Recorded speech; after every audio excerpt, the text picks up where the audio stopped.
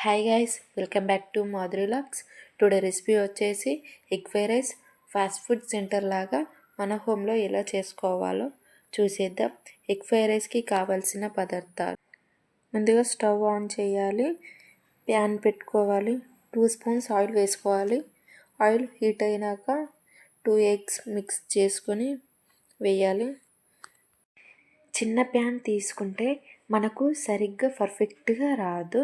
అదే పెద్ద ప్యాన్ తీసుకొని మనకు సులువుగా చేసుకోవచ్చు. ఎగ్స్ ఫ్రై అయినాక ఆనియన్, చిల్లీ స్మాల్గా కట్ చేసుకొని తీసుకోవాలి. ఒక 2 మినిట్స్ ఫ్రై అయిన తర్వాత ఫ్రెష్గా అల్లం పేస్ట్ తీసుకొని వాసన పోయేదాకా ఫ్రై చేయాలి. ఫ్రై అయిన తర్వాత రైస్ తీసుకోవాలి.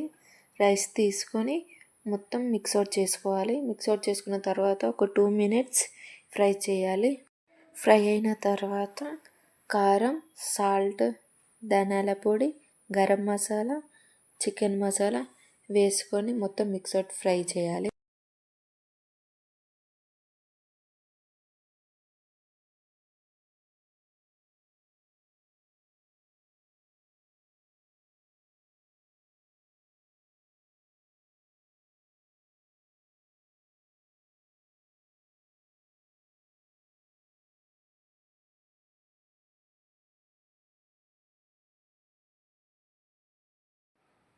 మిక్స్ చేసిన తర్వాత 1 spoon vinegar, 1 spoon soya sauce.